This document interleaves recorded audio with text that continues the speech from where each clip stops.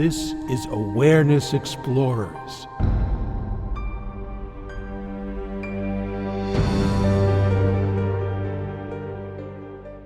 Welcome back, fellow explorers, to Awareness Explorers. I'm your co-host, Jonathan Robinson, and I'm with my friend and co-host, Brian Tom O'Connor. We're getting good at that, Brian, after 8 years. And I'm surprised that we haven't touched on the topic of today, which is very important and very big. We'll call it shadow work. And shadow work is now a term that people use in the spiritual biz, but probably means totally different things to different people. There's a lot of different types. When we use that term, what popped into your shadowy brain? Well, the thing about shadow work is that I had avoided it for a long, long time, partly because it sounded like it would be hard. It also sounded difficult to understand. But what happened was I realized that I had been doing it all along, but I didn't realize, and I wasn't calling it shadow work. I was working with an Adyashanti method called working with negative emotions. And it was that helped me transition from losing my corporate job to writing my first book. So it was only recently that I realized, oh, that was shadow work. I just wasn't calling it that. Yeah, I bet that's true for a lot of people, because when you use that term, it's so amorphous that really it could mean almost anything or not mean anything. So why don't we define it a little bit, and then we'll go into some of the different ways people do that and its value. So what is it? Well, I think a simple way of defining it would be anything where you get to see the obstacles to your true nature and possibly help those obstacles to lessen or be removed or to not be taken so seriously. That would be my definition, but that's just one definition. What do you think?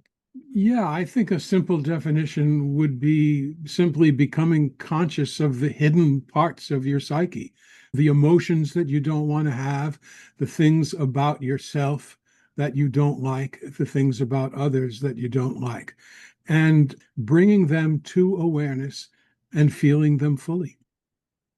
Mm-hmm. Another aspect, I think, is knowing what the motivations are of these hidden parts of yourself. Because what I see is that a lot of people, including people who are very spiritually awake, they don't necessarily know their motivations, or they dress them up as being different than they are. I had a friend that's was a assistant to Osho Rajneesh, and got to know him pretty well. And Osho was a great teacher. I've read a lot of his books, but he said that Osho had definite shadow material, motivations that were very impure, and they caused trouble. And I think a lot of people, because they don't know their hidden parts, call it, go with motivations that are not conducive to any kind of harmony, and it creates trouble in their life. Yeah, and in the case of Rajneesh, that's an understatement. And I don't like to use the name Osho because I think that using the Osho was hiding his shadow part. He changed Yeah. his name from Rajneesh, who was the person who had all those scandals and all those hundreds of Rolls Royces. Yeah. Well, we see in a lot of spiritual teachers, even, what could be called shadow work in terms of, or shadow in terms of sexual stuff, money stuff. I think one of the ways to see your shadow more clearly is to have more money or more power, because all the people, whether it be, Trump or Elon Musk, their shadow shows up very highly. And I don't know if they're that different than other people. I think it's just that the shadow becomes brighter as you become kind of bigger, and then it's easier to see. But what are your thoughts about that? Well, it may be easier for other people to see. I doubt For it's other easy. people to see, exactly. Yeah. I doubt it's easy for them to see because, as we know, power corrupts. Yeah. Yeah. But I find it fascinating that a lot of teachers have not looked at their shadow, and that's why I think it's so important. And as a matter of fact, I was looking up what Angelo DiLullo has to say about shadow work, and I consider him a very good and ethical teacher. He says, quote, when I'm working with people one-on-one in groups or whatever, I probably do shadow work with them more than I do insight work, unquote. I found that fascinating. Well, in some respects, I think it's more important because one motivation, one shadow that is not seen can cause huge amounts of trouble. With the teacher I was with, Justin, who we interviewed many years ago, I was with him for over 2 decades. We mostly did shadow work as well. We did other work, we also meditated and did service projects, but a lot of shadow work. And his view was that, our true nature is always there. It's just being obscured by these different parts of us that we're not aware of that are running us. And our job in spiritual work is to look at those parts, get to know them, and not go with them in a certain way so that they can shrink or not be so impactful in your life. And then what's left is your true nature. Well, when you put it that way, that sounds really good. I have always been a little resistant when you talked about your former teacher because I thought that his idea was discovering what's wrong with yourself and fixing it. And in my experience, stopping fixing myself was the most liberating thing I ever did. But the way you described it just now was different. And I have to say that I agree with that. Yeah, there wasn't an emphasis at all on fixing. It was more just seeing what's there. Um, Seeing what's there, I think is important. And I also think it's important, as we always do here, to remind people that it's not about the story or the narrative about it. It's about the feeling of it directly. yeah, yeah. And there's as with any science, there's a lot of different approaches. And I want to mention some of the approaches because people are attracted to different things. And let's take one approach, which is Byron Katie, who we interviewed a while ago. And she has these 4 questions and a turnaround called The Work. All makes sense to me, sounds fantastic, just hasn't attracted me whatsoever.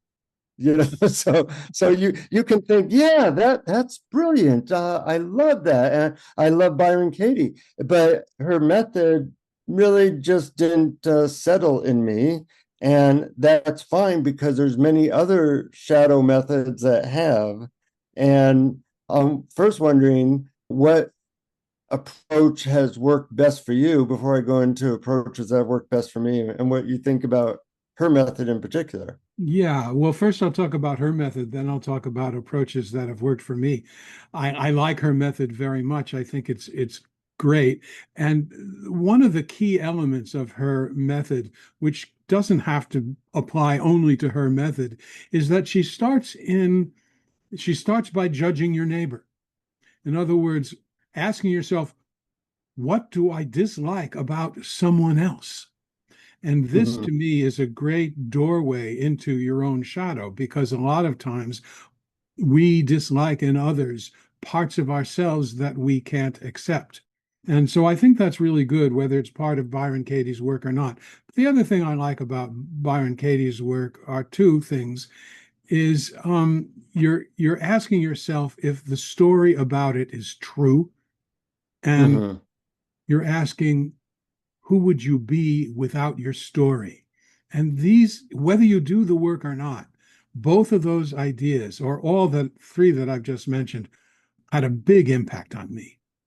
Uh-huh. I And do like her emphasis on what you judge in other people, you're probably judging in yourself. I was working with a client yesterday. I had the very unusual experience of really, really not liking this client, which almost never happens. And it was so striking that I said, okay, what's going on here? What obviously do I dislike in her that I am hiding in myself, and it became pretty obvious. So yeah, it's a great approach to shadow work.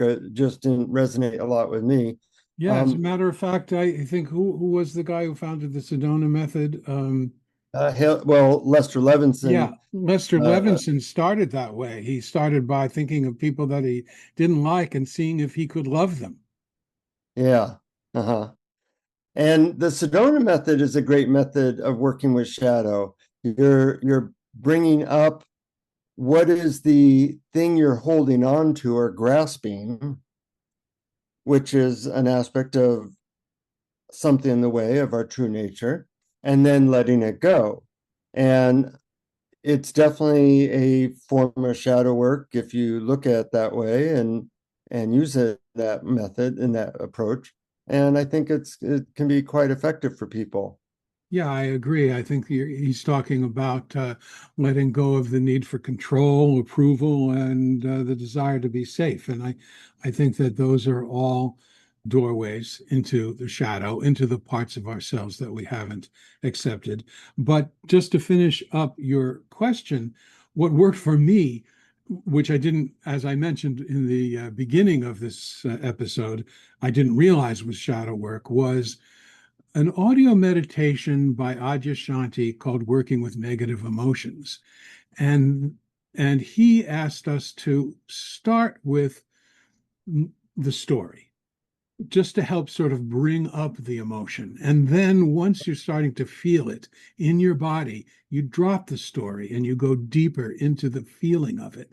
And then once you have the feeling and you're not trying to get rid of the feeling, you ask what's deeper than that. And then you keep asking what's deeper than that. And you go down and down. And when I did it, and I did it many, many times, and each session was filled with tears and shaking, I finally got down to what I call the core wound or the core negative belief in my life. And when I hit that and really just let myself feel it and cry about it, it just released so much hidden tension and fear. And it's what, as I mentioned, it's what helped me make the transition between the corporate world and writing my first book. That's great. I'm wondering if you could maybe go a little bit more into an example of that. You don't have to go through the whole, feeling it necessarily, but I'm curious what would be an example and how it would move through those stages. Well, you would start with bringing to A mind a story. negative. Yeah. Sorry, what did you say? A story or a negative emotion that has a story attached. Yeah, exactly. You would start with that, and you'd recall some of the narrative or storyline, and like, I am afraid to take risks in my work. Mm-hmm. I'm afraid of failure, or I'm afraid of criticism, for example. And once you allow yourself to fully feel that emotion, then you start to let go of the narrative, and you commit to the feeling of it in your body so that you can become absolutely intimate with the energy of it and not move from there. And then once you open up to it and experience it fully, he suggests that you ask yourself, what energy or emotion is deeper than this? And you keep asking that as you feel into it. For instance, fear, underneath fear might be anger. Mm-hmm. Anger that you weren't helped, that you didn't get the attention or love, or fear of abandonment, which is very primal. And you just keep going down and down and down until you get to something so deep, usually about your parents and whether they loved you or hated you.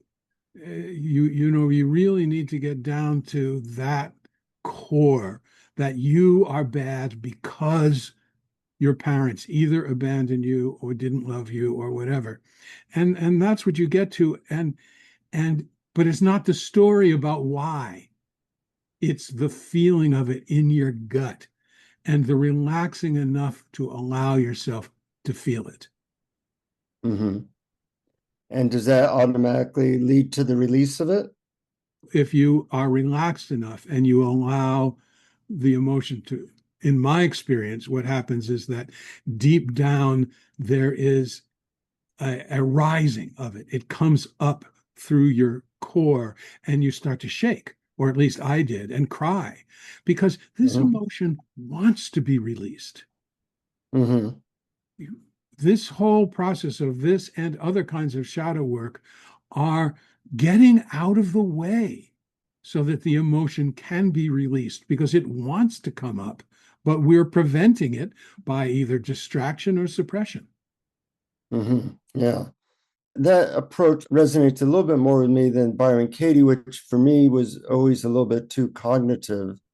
Yeah. There's things that are in psychology frameworks, things like called the Hoffman process or catharsis, where you are, say, trying to get in touch with these deep emotions, and maybe through hitting something like your bed or screaming, that you're releasing these intense emotions that are stored in the body, often through a guided meditation, like with one's parents or something else. And I found that to be helpful. It usually has to be done in a group because you kind of have more permission to access those pretty intense feelings of anger and tears and such. Have you ever done workshops like that?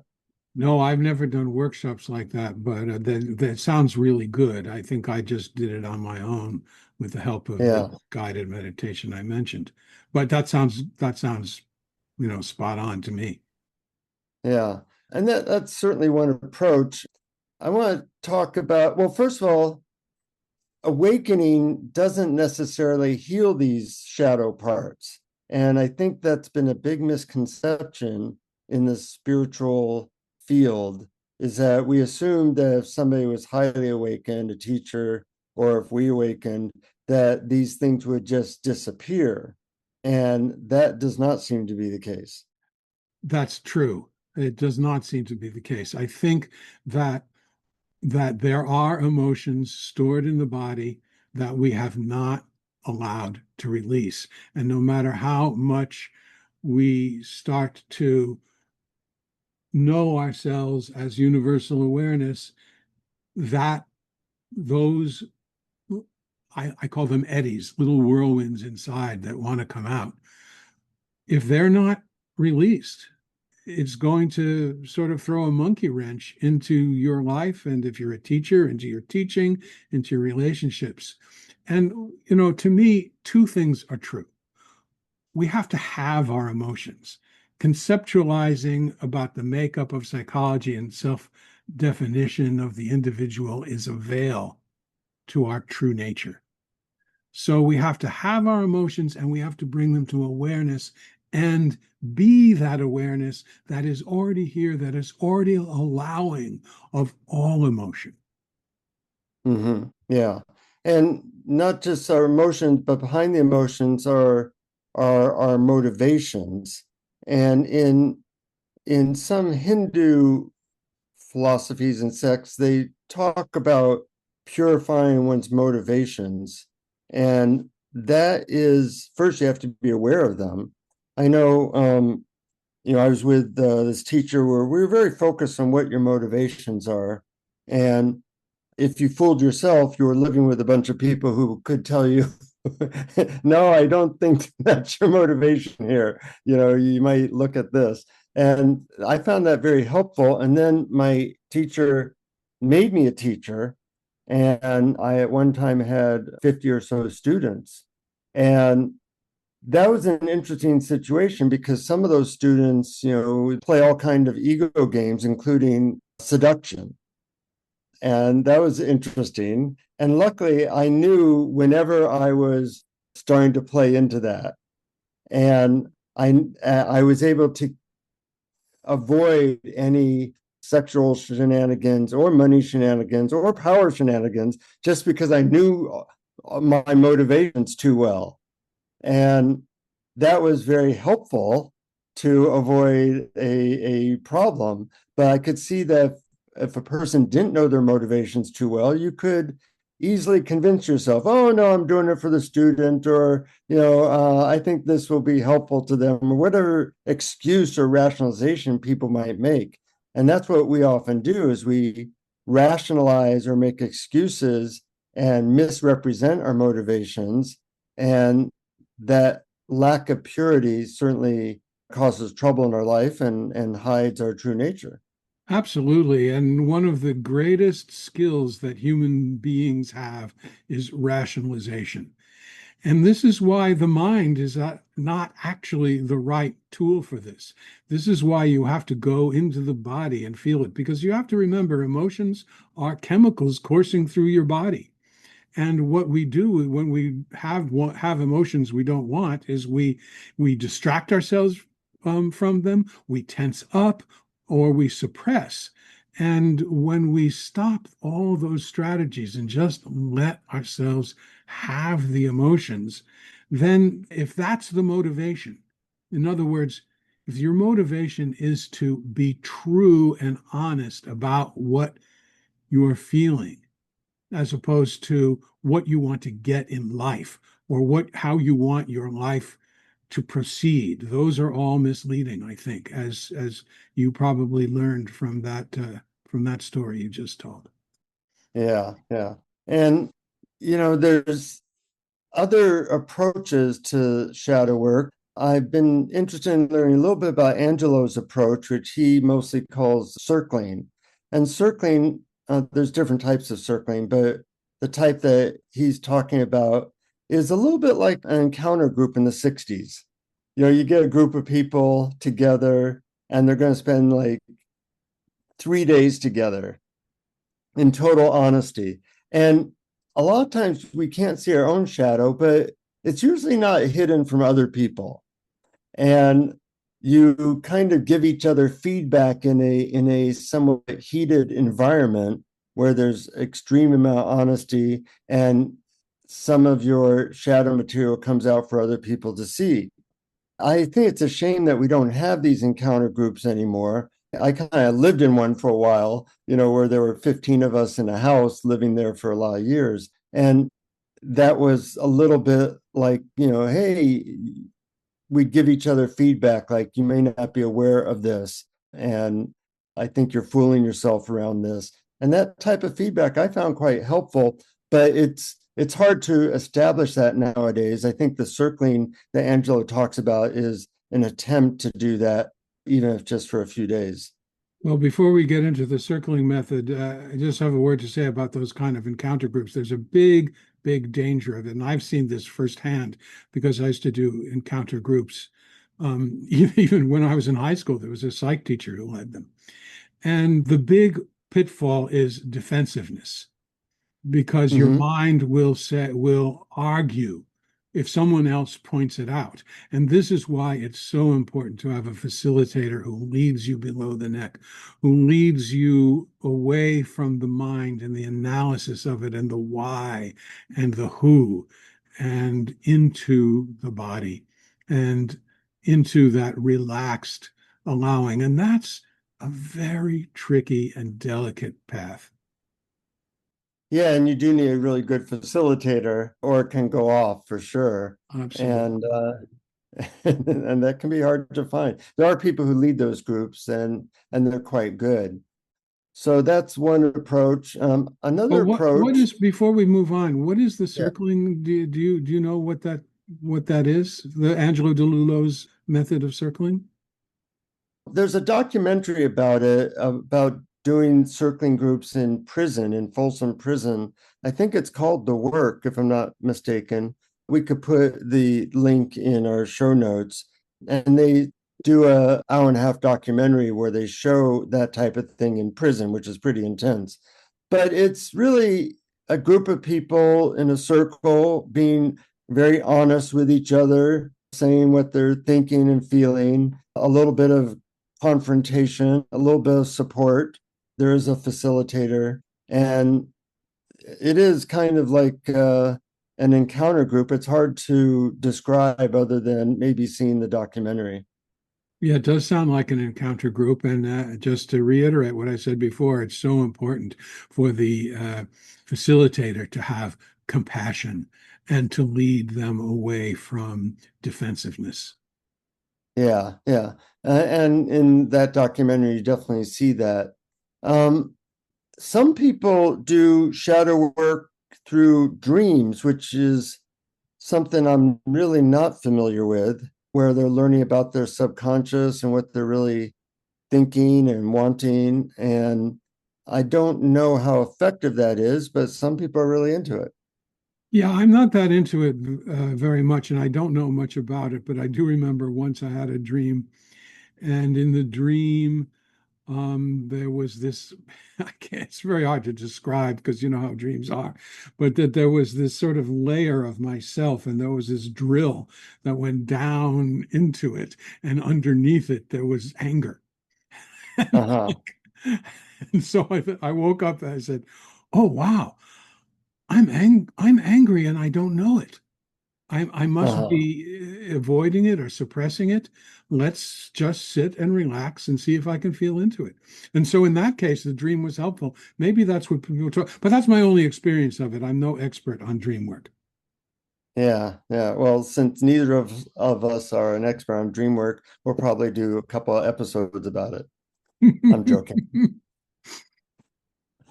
That's You my know, know-it-all talking. well, I love that, and I love your humor about it. I came across a site called the Mindvalley Blog, and it was really Hmm. fascinating because it was focused on simply asking yourself questions. They called them prompts, shadow work prompts. And Uh-huh. there's a whole series of them. I'll only go into a few of them in their list of shadow prompts for beginners. One was, which parts of myself do I judge? Two is, what do I dislike about others? Where in my body do I feel these emotions? I think these questions are really great. And if you go to a Mindvalley blog and look up shadow work, I think there's a whole list of questions that can be helpful. Yeah, that's great. When I do MDMA work with people, I ask questions like that. And what I like about the MDMA work is that the answers are usually very forthcoming without any defensiveness. So you can do a lot of shadow work on MDMA because the parts of us that normally would block such information or make us feel defensive are just gone. And therefore it can be go very deep very quickly. So that's another way of doing shadow work and is very efficient. That's very fascinating. And as a matter of fact, for people who don't care to use drugs to facilitate this, you said that MDMA helps release the defensiveness. And so I think, who knows, maybe we should do a whole podcast episode on defensiveness and different ways to release ourselves from that. Another episode. That sounds good. Yeah, yeah. And in fact, in my book, Ecstasy as Medicine, I do have a list of questions that are kind of like the Mindvalley questions, things that you might want to explore that can help you to see hidden parts that might be causing trouble. Another approach is what's called internal family systems or parts work or IFS. And I find that to be a very helpful theory as to how to approach shadow work. I think you can go a little bit too deep in there and perhaps kind of get stuck in it. But the idea that we're made up of a lot of different parts, call it 100 different parts, and that can make it easier to look at a part that is impure or causing you trouble. And the analogy I give is, if you tell somebody that they have cancer, or a better example would be if you tell somebody that they're a jerk, that's hard to take. But if you tell somebody when dealing with money, you have a part of you that I feel is not respectful in certain ways, that's very precise.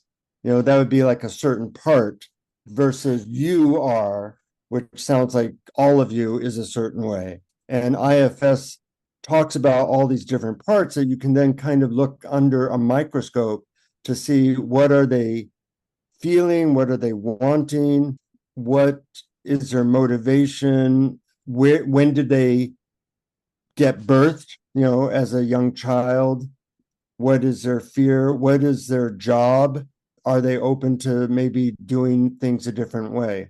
So IFS is an interesting way of doing shadow work. Do you have any experience with it? I don't have any direct experience with IFS, internal family systems, but I do have experience with a very similar technique, which is called voice dialogue, which Yeah, they're is, basically the same technique. yeah, very interesting. You find a part of yourself, like the inner child or the inner critic or the inner good girl or bad boy or whatever, and you actually Yeah. move to another chair and you talk to the facilitator as that part of you. And then after you bring it to awareness. And I found it extremely helpful. I did that for quite a long time and learned a great deal. Yeah. Sid Friedman, who we interviewed a while back, is an expert on IFS, and he's connected IFS work with our true nature too. He does free Zooms with people, so you might check out Sid Friedman and his work. And Sid Friedman is one of the loveliest and most joyous humans I've ever met. Yeah. So there's IFS work. I want to talk about how one of the ways that I approached it in the group I was in, we had a technique which helped you to see how you were responsible for any particular troubling situation you were in your life. And the idea was not to change anything, but just to see that perspective. It's basically the opposite of the blame perspective. And blame is pretty much the number one way we avoid seeing shadow, in my opinion. So let's say you're having trouble in a relationship. Well, when you point to your partner and say, oh, they're inconsiderate or they're quick to anger or they're whatever it is, whatever blame story you have, it completely hides how you are contributing to that situation, which means that it's completely hiding any shadow aspects in you. So this technique was to basically ask what in me might be contributing to the challenging situation I am in. Does that all make sense? It makes total sense, but it makes me surprised that you didn't take to Byron Katie's work because that's so much of what the turnaround is about in the work of Byron Katie. Maybe I didn't take to it because I'd done years of it. It just didn't strike me as new. It just struck me as like, oh yeah, that's the responsibility tool. Yeah, Um, but with both those, it can just become just cognitive, and the question is, can it really impact you? So let's say, for example, I had this client yesterday, and it struck me that I didn't like this client, and my judgment, to use Byron Katie's idea, was that she was very overbearing. So I looked like, well, am I overbearing? No, no. Sometimes it can be. hmm, And I also was able to see that I don't have much compassion for overbearing people because I want the attention. And here I wasn't getting any attention. Anytime I said anything, she would interrupt me. And I am in great need of respect, and she was not giving me the respect I needed to feel okay. So that was all part of my unraveling of that. But the problem can be that I just get that on an intellectual level, right, and see, gee, I'm like I just need a lot of respect every moment. That could be a problem. yeah, that's a great description and a good example of how cognitive how the cognitive understanding can lead to insight, but it's also an example that it might not go far enough, because sometimes I see things in myself that I've been doing, and knowing that I'm doing it didn't seem to stop my continuing to do it. So I think it's good to know a technique, and there are many, to get past the cognitive. And I think the best way, as I mentioned before, is getting curious about where in the body you're feeling it. So the questions are, where am I feeling this in the body? What if it had a color? What would it be? If it had a shape, what would it be? And you're dropping below the neck, and you have to relax, of course, and feel it. But you're turning your attention inward, downward, towards your body and the actual direct experience of them. And then after you ask these questions, that mainly the questions are to help direct your attention, then you drop all the words about them and see if you can experience it unfiltered by language. Mm-hmm. Yeah, and in a way, what you just described was the Kiloby method, Oh, which yes? we did interview him way back, and that's kind of the process they have people go through. I think they call it the Kiloby release, or I forget exactly how they termed it, but it's really going through that and dropping the story, feeling the direct experience, and then questioning that direct experience. Like, let's say you're triggered by the word sex, then you see, well, why am I triggered by this? And you're kind of dissecting it once you have the direct experience of the feeling.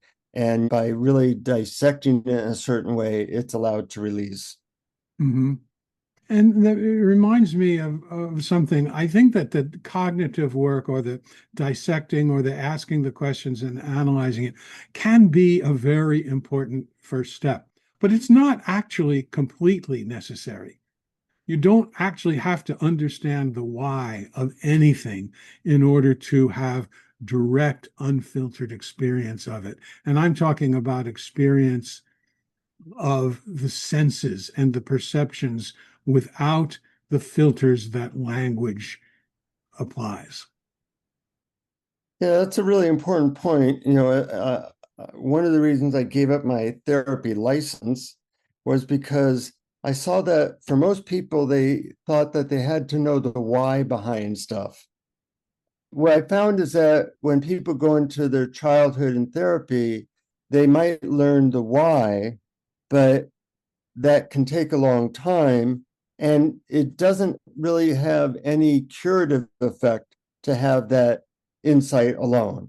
Yeah. So I thought it was mostly a waste of time, not always, but mostly a waste of time towards having somebody be healed of trauma or whatever was causing them difficulty.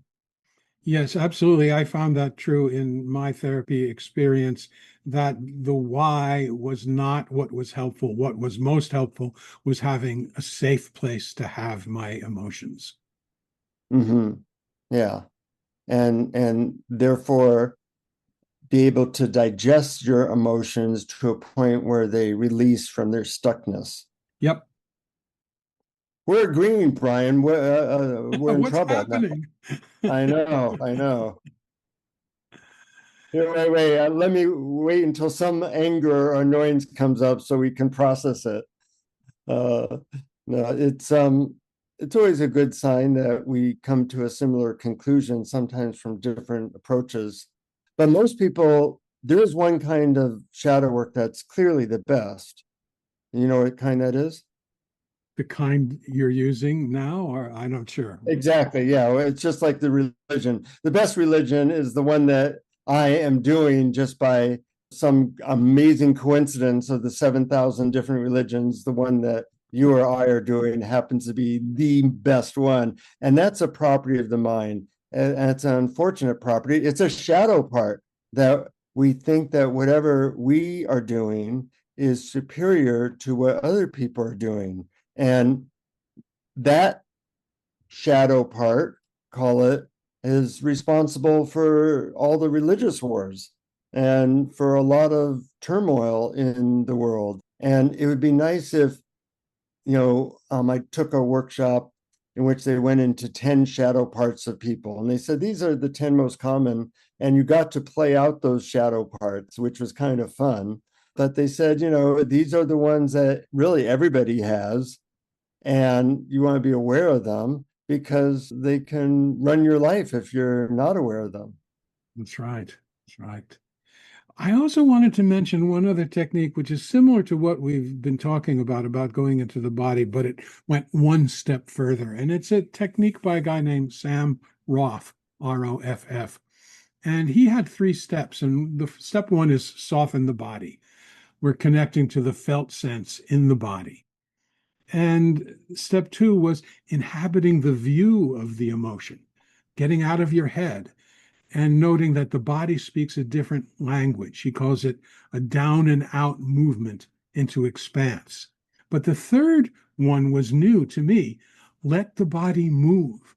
Allow it to release the energy pent up in your system. So you don't necessarily have to sit there. I did that. I just sat there and cried. But he's talking about actually getting up and moving around and shaking. And this has been a technique which I discovered has been done throughout the millennia by all different cultures. Yeah, I sometimes suggest in the work I do with clients that they get up and shake, or that they also release by doing what I call the adult temper tantrum. If you've ever seen a 2-year-old do a tantrum, they basically kind of do a cross crawl of moving their legs and arms, and after about a minute, they're exhausted and they're fine. Well, that's a very natural way for humans, at least 2-year-old humans, to release. And it works for adults if you can get them to do it. So every now and then, when I feel stuck in especially anger, I will play some AC/DC on my stereo. I might be dating myself here, and do a temper tantrum on my bed for literally a minute, and then it's all released. It all just comes out of my body.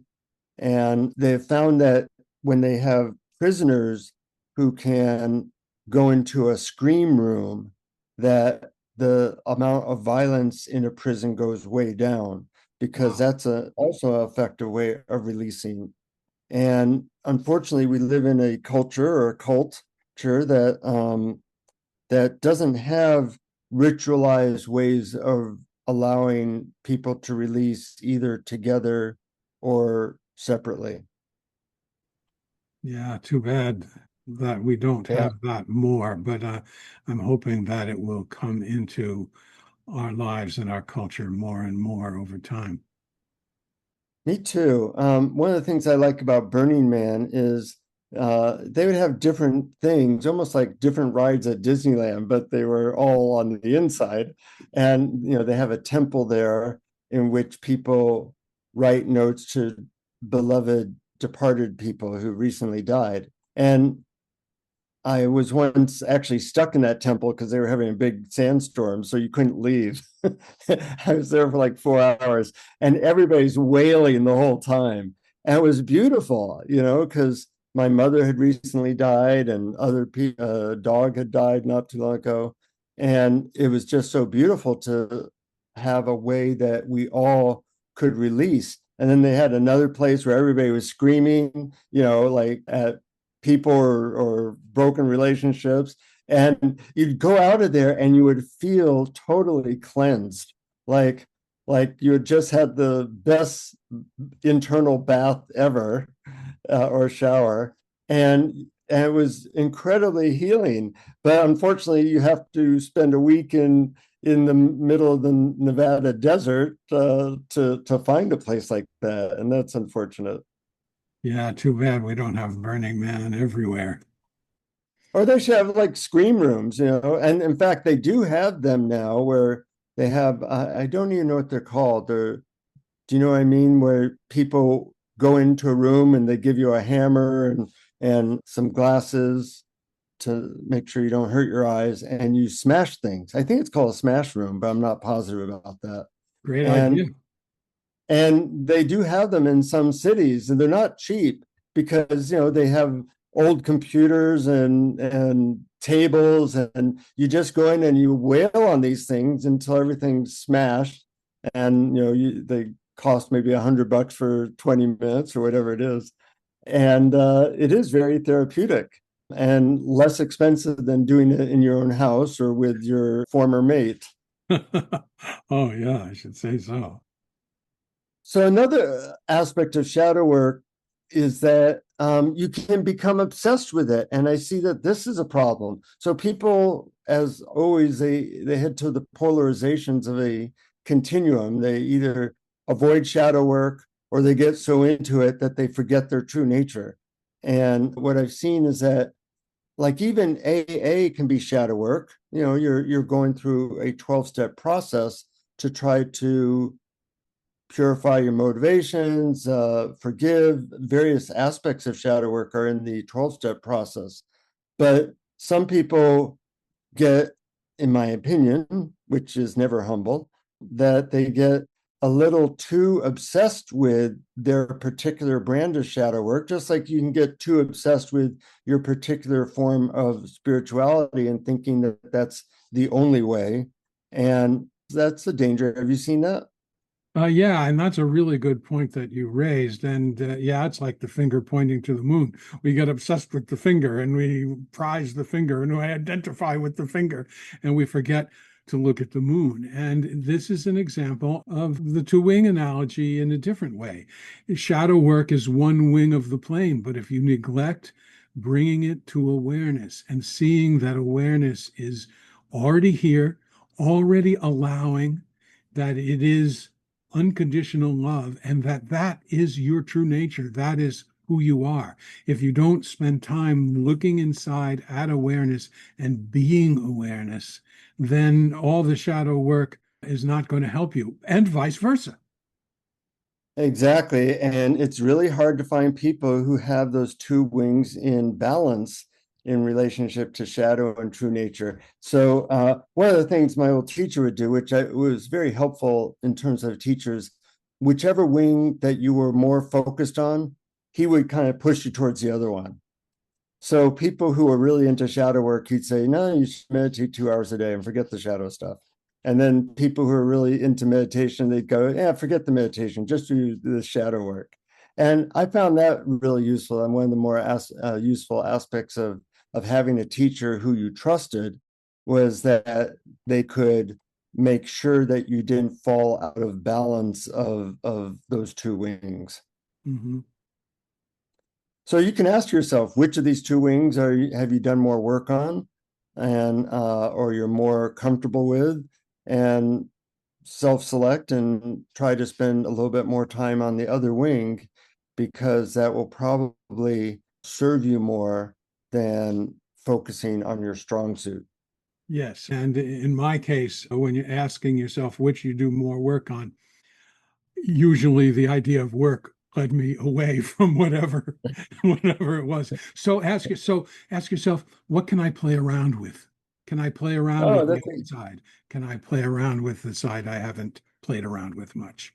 At least I that's like that. me. I like that. I like playing around. Me too. Well, anything else before you guide us on meditation? Yeah, one more point I think is really important. If you're new to any kind of shadow work that we've talked about or emotional exploration, don't necessarily start with the hardest one.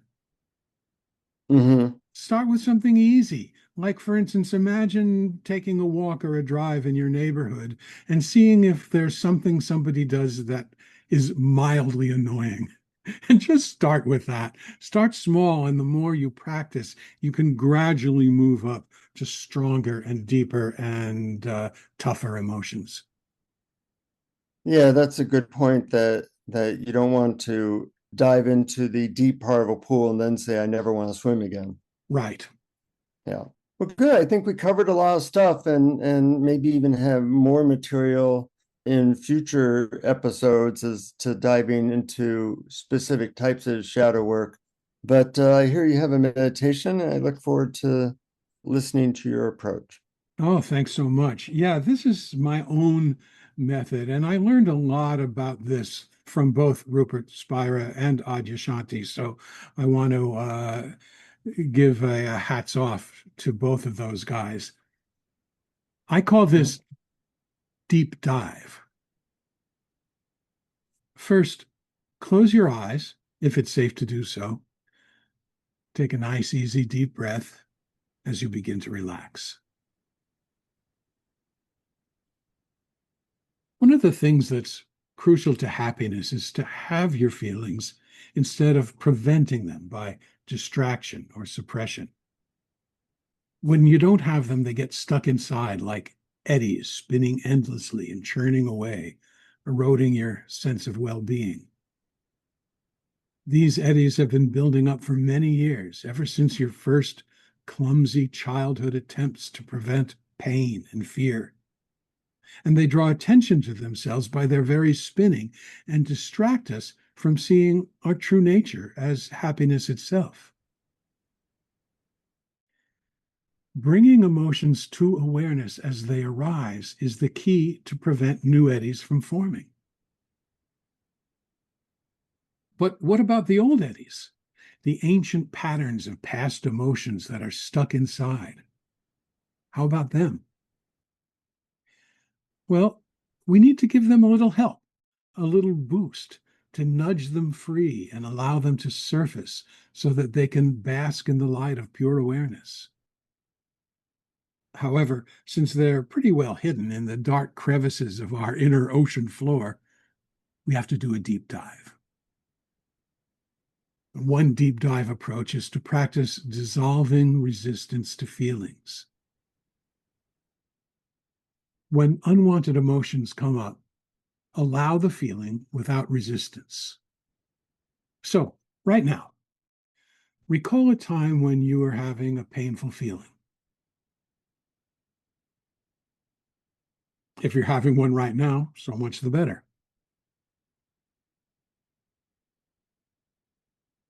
If it doesn't feel safe to try this with a major emotion, try a minor annoyance as practice and work your way up to a stronger emotion later. Notice or relive the feeling as fully as possible. Just for a bit, recall some of the narrative you tell yourself about this feeling.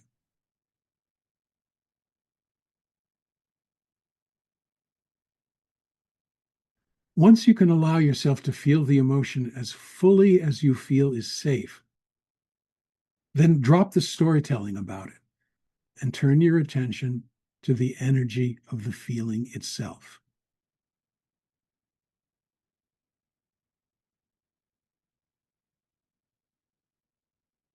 Draw it close to you.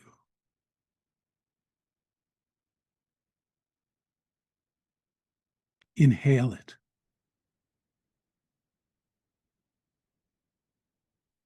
Become intimate with it.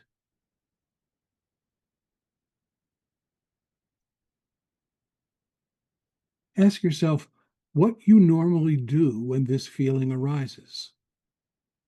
Do you try to avoid it with distraction? Do you try to analyze it with your mind and figure out why and who and what caused it? Do you clamp down on it in the hope that suppressing it will make it go away? Don't do any of these. Do the opposite. Don't look away. Turn and face it.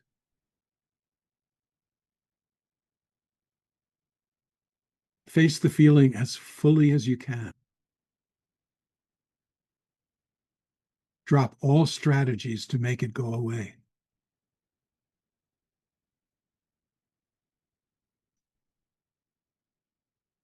Just for now. Drop the story about the feeling and ask yourself, where in my body am I feeling this?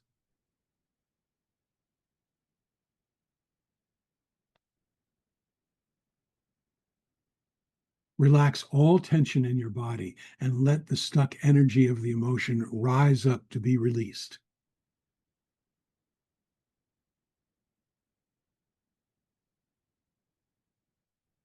Now ask yourself, what is deeper than this?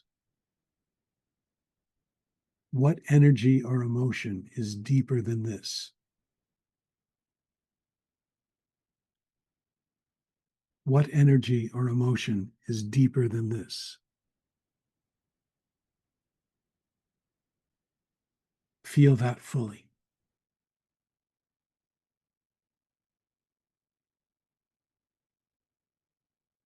And more.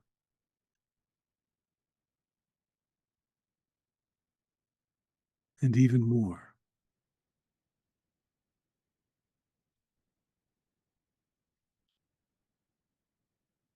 Now turn your attention from the feeling and see if you can notice the field of pure awareness in which it appears.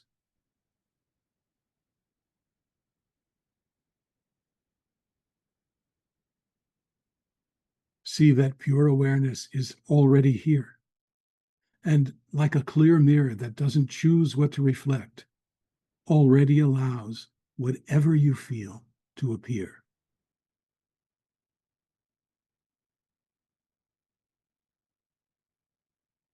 Ease back into that open, loving field of awareness and rest there.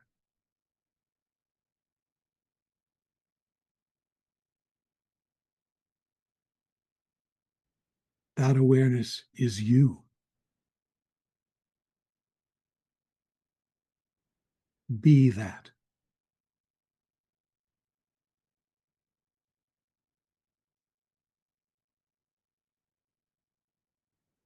Now, take another nice, easy, deep breath, and at your own pace, begin to open your eyes.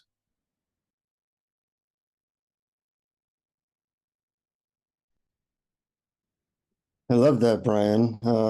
That's the type of meditation I might listen to over and over again. I really appreciate that. It can be hard to do without the guidance, but when you guide someone through it, it makes it easier. And I discovered something new. One of the things I discovered is that I have a way of releasing stuff from the body. It's very specific to me, and that is yawning.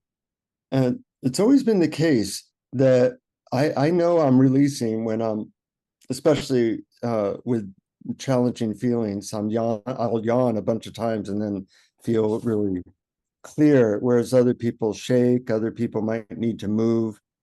So how one releases is very individualized.